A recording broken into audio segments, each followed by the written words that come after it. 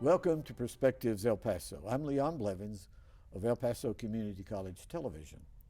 This is the middle of January of 2017. Can you believe it? I've been doing this show for 8 years. And today I have a guest that I decided I would invite to this program after reading an essay that she wrote, a commentary. I believe this was in the El Paso Inc., December 11th through 17th of 2016. It's Lori Shepard, one of our guests. And the title here given to this is Stand Together for Peace Against Hate Speech. I'll quote just this little section. Unfortunately, anti-Semitism and bigotry have been a constant undercurrent in our country. But recent actions have escalated the need for confronting these issues within our communities. Now, one of the reasons Lori is very concerned about this is she is the director of the Holocaust Museum here in El Paso, Texas. Over the years, I have interviewed Miss Vialva, who was the director, a previous director there. Interviewed Tony Kroshevsky, a longtime friend of mine, a former colleague out at Texas Western UTEP, for this program. So after I read this in the paper, I contacted Lori and asked her to come on with me. And so she brought with her a guest. I'll let you introduce your guest. Tell us how you relate to her. Well, sure. I'm the executive director of the Holocaust Museum, and Jamie Flores is our education and programming director. Okay. So she's a full-time employee. How many other full-time, is she full-time? She is full-time. Yes. How many other full-time employees do you have with the center? 2. There's 4 of us total. Okay. And then we have a wonderful cadre of docents and volunteers that help us do everything that we do. Okay.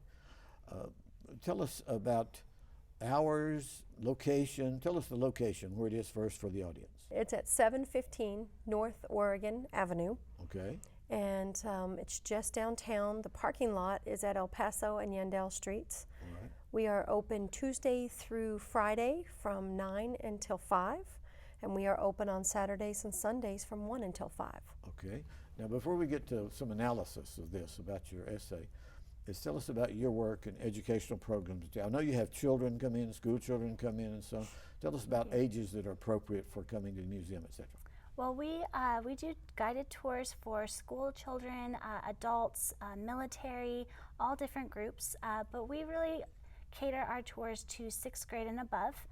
6th grade is generally the age where they begin to learn about the Holocaust in school and where we feel their maturity level is enough that they can handle the topic of the Holocaust. Right. We do other programs as well. During the summer, we have a summer camp. We have children's exhibits as well to reach out to those younger children to talk about the topics of bullying, tolerance, acceptance. So we try to reach that age category as well.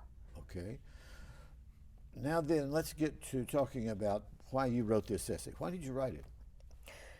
We're El Paso Holocaust Museum and Study Center is a member of an organization called the Association of Holocaust Organizations.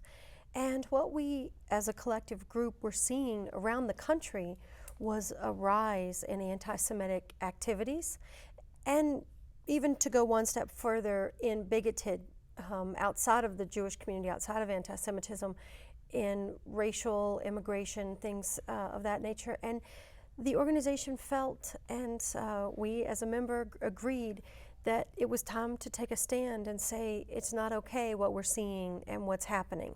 Well, we're hearing a lot about bullying here in the last few years, a lot about this, even bullying over the internet, bullying over the telephone, some people actually committing suicide. They're bullied to death. How do you deal with this in your programs? Well, we try to use history to address these current topics. So in our tours with our kids, we always end the tour by talking to them about bullying and hoping to empower them to stand up to bullies, to know that it's actually not okay, but they have the power to stand up against that bully or to turn in somebody who's a bully, to give them a voice. Because as you said, bullying is on the rise. Cyberbullying is at a whole other level, which is very scary. So we hope that using the history of the Holocaust and showing them how bullying can escalate to outright violence and even further than that, we hope that they'll take those lessons to heart and apply it to their lives and to their schools. Now, in my teaching over the years, and that was 53 years in the classroom, is when I get to the subject of prejudice and discrimination, I would go through this. I'll go quickly. Is over on one side of language and expression, and there's verbal, there's body language, all kinds of things. Is that over here you have good, you have romantic, you have sweet, you have encouraging words.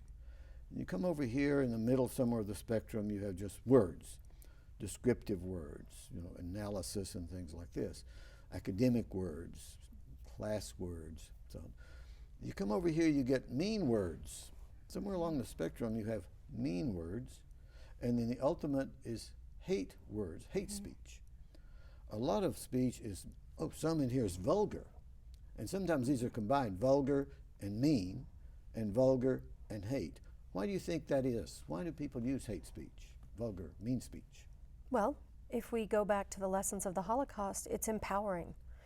One of the things that we look at quite a bit is how the Nazi Party used propaganda, used hate speech, used even vulgar speech, as you described it, to dehumanize the Jews, so that it was okay then to ask their neighbors, to ask their business partners, their friends, to turn upon them, because that speech is used to dehumanize. And those were very religious people. Lutherans and Catholics predominantly in Germany, for example, and some of the neighboring countries, and yet many very good people turned into being very bad and doing terrible things because of that. There was one German female filmmaker that made a famous film for Hitler that it showed rats getting off a ship, minding their way down a big rope. And they were being compared to Jews that came this way. They were foreign to the Germans, and they infected them with disease and killed them. You remember that film? Yes, The Eternal Jew. So that's one thing. You deal with these in your educational programs? Yes, we deal a lot with propaganda, not just in tours, but in a lot of our programs, because we see propaganda everywhere even today, but because of its power to manipulate minds, to sway opinions into inciting fear, even hatred, whereas before they may not have had that. And that's what we see a lot in Nazi Germany, is propaganda was one of the first things used by the Nazis to instill that fear and that otherness for the Germans against the Jews. And you delegitimize the academics. You delegitimize the regular media reporting the facts on the news. And you get your propaganda out there that get the people to believe that, and then they will do these terrible things. I want to show a couple of books that I used also over the years. I don't want to be just the teacher. I want us to have a conversation. For all of my teaching career, I have used this book, The Nature of Prejudice by Gordon Allport, a famous psychologist from the 30s to the 60s. And in this book, he has a list of things that deal with prejudice and discrimination. It's a fairly short list. Anti-locution. Locution is talking. Anti-language, bad language. Avoidance. You avoid those that are the other, that you don't want to associate with, brown or black or homosexuals or something. Then you have discrimination. Now the word prejudice comes from the Greek in our language, meaning to look upon the face. I look upon your face and I decide, I don't like you. Or I grade you on a scale of 1 to 10. Looking at you two women, I'm grading in my mind physical attributes on a scale of 1 to 10. And then discrimination means drawing a line. I treat some on one side of that one way and one's on the other another way. All right? And then you get to physical attack. You will verbally attack, but then you also will physically attack. And that's the next scale, according to Allport. And the ultimate is extermination. What's a word for totally exterminating a group of people? Genocide. Genocide, okay? Suicide, killing yourself. Matricide, killing your mother. Excuse me. Genocide, killing a whole race to get rid of them, okay? This one I've used since 1970 or 69. The Student as Nigger was written by a black English teacher in East Los Angeles, university teacher, and he wrote that sometimes we as students are treated as nothings. We're abused in the classroom. Did you ever know classroom teachers that abuse their students verbally? Yes. Yes. Or maybe swat them? It used to be in El Paso, Texas, and other places, Hispanics would be struck across the hand if they spoke Spanish in the classroom. You've heard of that? Instead of English. If they're supposed to speak only English, and they would be treated badly. I've had students on the, I've had people on my show that when they were students were treated like that. Okay? So talk about that. Talk about the use of words to belittle people and mistreat them. You said it's empowering to those. Is it empowering to a teacher to be mean to students? Well, I'm not an educator, so I can't speak for teachers, but what I can say that we see every day is that there's a slippery slope. Many of the things that we see happening today, we're careful about the parallels that we draw because everyone wants to draw a parallel. I can tell you that every time somebody comes in who has a political knife to grind, axe to grind, they're very quick to say, well, doesn't this president use propaganda? Doesn't this party use propaganda? And we're very careful not to draw those parallels ourselves. You have to be a nonpartisan operation. And we're very much a nonpartisan operation because what we find is you can find those on both sides of the aisle. You can find those on people who are not political. You can find those parallels anywhere that you look.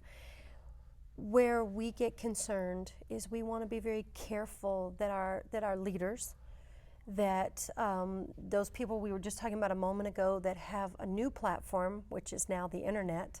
That platform didn't exist 10, 20 years ago. Yes. We want to make sure that as they're using that platform, that they're not using it to bully someone else, to belittle, to go down that same road that we saw in the early 1930s.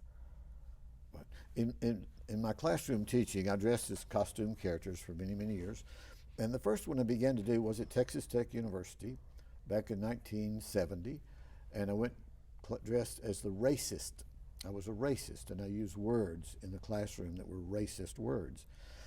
And got a lot of attention doing that. And some people wanted to get me fired because I was being so frank to try to get the students to think about these words and how words are used against them. Even analyzing the word Negro or nigger, not politically correct. But it was a perfectly good word from the Spanish, the Latin into the Spanish, for black. And then as people brought slaves to the United States, they called them Negroes. But then to be mean to them, they abbreviated the way they said it. Or sometimes not even call them by that racial color or classification, but hey boy, things like that. What about in the Jewish community? You don't have to say the words out loud, but what kinds of words have been used to demean the Jews over the years? Well, I'll use one that is okay to use, the word Jew. You can say Jew in a very innocuous way that just means someone who is Jewish. And then I've heard it used in a very negative way. Particularly recently, there's new groups of people that are using it in a very negative tone. And so that's one of the things we want to be cognizant of. That's one of the things we want to really pay attention to. And note that the same word can be used differently. And the same word can be used differently depending upon the groups of people. I know that the word that you're using, which, forgive me, I can't just use it as casually. You can say the N-word. If someone within a certain population who is African American uses that word, it has a completely different connotation than if I use it. The same for somebody who is a member of the LGBT community. If somebody is a member of that community and uses the word queer, it may have a very different connotation than if somebody who is a member of a hate group uses that word. So I think one of the things I find fascinating in this discussion is that one word can be used in many different ways. Right, in hurtful ways. Yes. I grew up in a small town, West Texas town, south of Lubbock, several small towns near Lubbock. And I remember going to a store one time and I kept hearing them talk about Jewing someone down, Jewing someone down. And I asked, well, what does that mean? Well, they tell you this is the price of this and you try to get them to lower the price. You've heard the phrase? Sure. It became a common expression throughout history. You come to Mexico. Over here, a lot of people want a fixed price on something. You go across the border, they expect you to bargain for that price. So that's not necessarily all bad, but it's how you say it, and how you use it and what you do with it. Any others? You know, I read a book one time. I had a book I bought, 1,000 Years of Jewish History. You got to be a real nerd to sit and read a great big Sounds thick like a great book. 1,000 years of Jewish history. I eventually gave that away. I gave away a lot of my books to libraries and so on. But I learned so much about the Jews and why they were discriminated. Some of it had to do with business, because they were seen as jewelry businesses, mercantile businesses, et Money cetera, et lenders. cetera. Money lenders, and that's why they got a bad reputation sometimes, even though there were issues about usury in the Bible. So these are negative connotations get attached. And what do you call it if one person is ascribed as affecting a whole group? Everybody's like that one person. Oh, a stereotype. Stereotype. And this is one of the issues too that you have to deal with about Jews. And I think that's something we even see in El Paso it's a lot of misinformation, but that's those stereotypes that came about thousands of years ago because of money lending and usury, jobs that were only reserved for Jews because they were not allowed to own land, and that became a negative connotation of being Jewish. That has carried on until today, where the word Jew can be, as you described, meaning money, stingy with your money, or all these negative stereotypes that are still continued, although many people don't even, in El Paso, what we found, many of our students who come in with those ideas, they've never met anyone who's Jewish.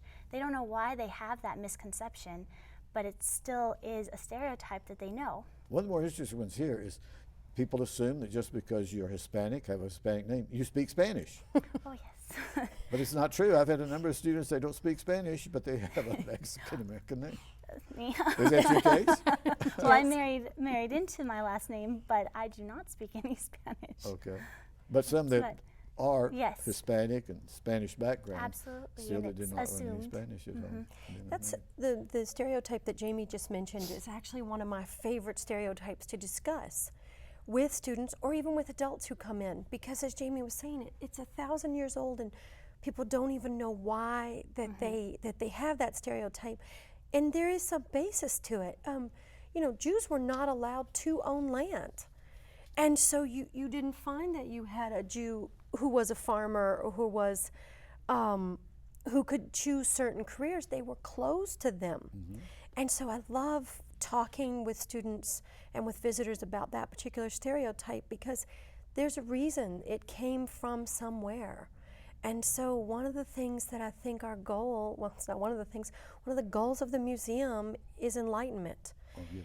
If we can bring folks in and have them understand that there's a reason for the things that they think, the reason may not be what they think it is, then they can move on to the next level of critical thinking. Well, I asked my crew to be sure and put the candles out here for me. When I first started doing the program, this was up every week, and I finally started giving them more variety. And I decided to have this one brought back because things going on, as you've brought up in your article and so on, and just yesterday I was listening to a videotape for the music while I was working on my master's thesis, polishing it up for publication and so on. And so I found a Peter, Paul, and Mary videotape, a PBS production. And Mary Travers and Peter Yarrow were in a conversation about 2004 in this PBS special, and they were talking about the need for a Hanukkah song. We have a lot of Christian songs we've been doing in Christmas programs. We need a Hanukkah song. And so Peter wrote this song entitled One Candle. One Candle. Have you ever been in a service where everybody's given a candle and they start with one and it spreads through the whole congregation? Both Christian and Jews do this. And you see light. The whole place is all alight. And so I listened to that and got really emotional about it. And one of the key phrases is, don't let the light go out. Other phrases in that song, One Candle, a song in our heart.